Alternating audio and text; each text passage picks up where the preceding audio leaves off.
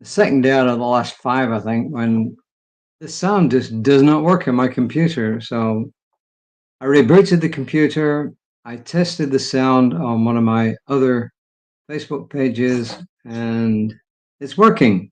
So theoretically, it's working. If this doesn't work, I'm going to go back to recording it on my laptop, and then I'll just simply copy it to everything else, or maybe even my iPad. I don't know, but we'll see. So hopefully it is working. You know, the good news is that I get to read all this stuff at least 3 times, pre-read it, read it, and then read it again. So it's called Prioritize Self-Love. So I'm going to practice some as I read this, okay? So once again, my apologies if you wasted your time with the first video. First quote is Maya Angelou, who says, "I must undertake to love myself and to respect myself as though my very life depends upon self-love and self-respect." And when somebody of the stature of Maya Angelou tells you that, you should take notice. At least I do. And Ernest Holmes, in This Thing Called You, right at the very beginning of the book, page 1, paragraph 2, "The power of God within us is like a sleeping giant that must be awakened that it may spring into action." And the connection here is the God within, the Spirit of God within us. And that requires that we respect it and love it. And then this is Reverend Michelle Medrano, who asked the question, what might happen in our lives if we prioritized activating greater self-love in our lives? He says, by prioritize, I mean that this way of life becomes a clear and a powerful habit. What would it take to make it a priority? In the above quote, Maya Angelou suggests doing this as though my very life depends upon it. Does it?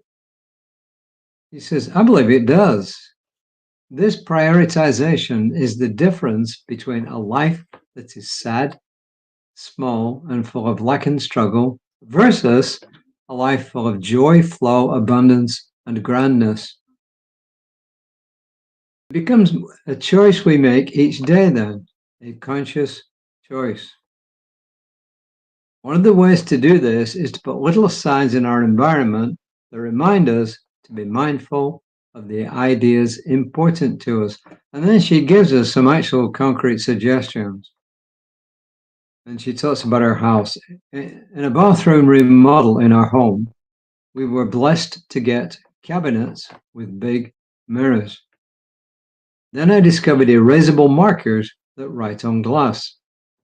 I didn't know about these. Well, I know about erasable markers, but I didn't know there were ones specially made for glass. This allows us to write messages on the mirrors that we use every day, if we so choose. The messages are colorful, changeable, and make my heart and my mind happy. Little things like this can help us build big mindsets. If self-love becomes a bigger priority for you, based on what you've read here these past few weeks, I invite you to think about how to live that out. Then here come the suggestions. Create affirmations. Yep, we get encouraged to do that with almost everybody who writes this stuff. Create a self-love playlist of music. I'm sure that would appeal to my wife. Put affirmations that pop up every hour in your to-do list. My to-do list is not structured such that stuff's going to come up every hour in it, but I could probably put something in my phone that will pop up every hour. Like I can put a reminder, I don't know about every hour, but I can put a reminder on my phone periodically throughout the day to remind me about this. Then she says, however you choose to prioritize self-love, take the time to activate it today.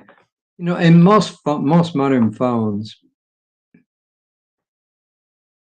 on the calendar section, you've normally got several options. One option, obviously.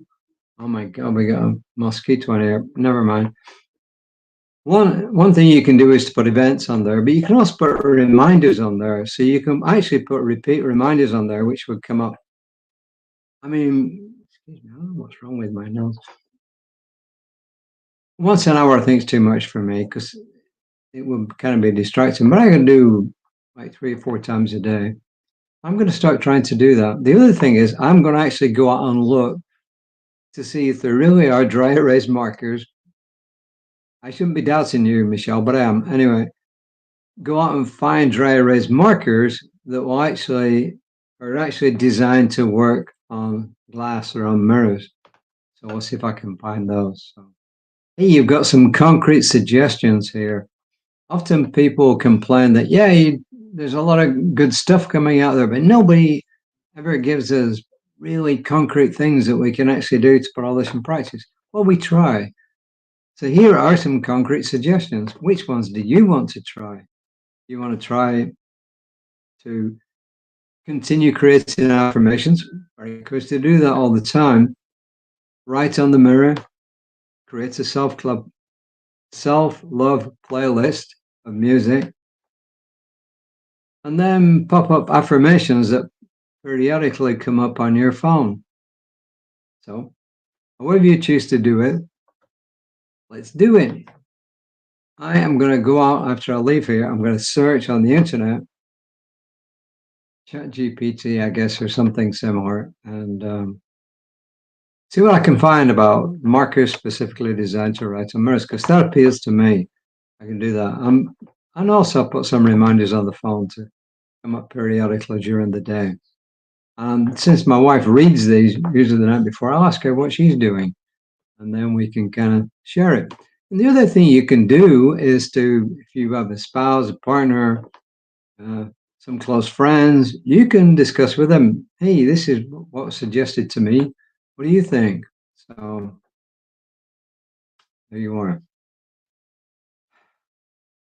The affirmation, I will read it to you. Creative ideas about activating my self-love rise up in my awareness today, and I joyfully act on them.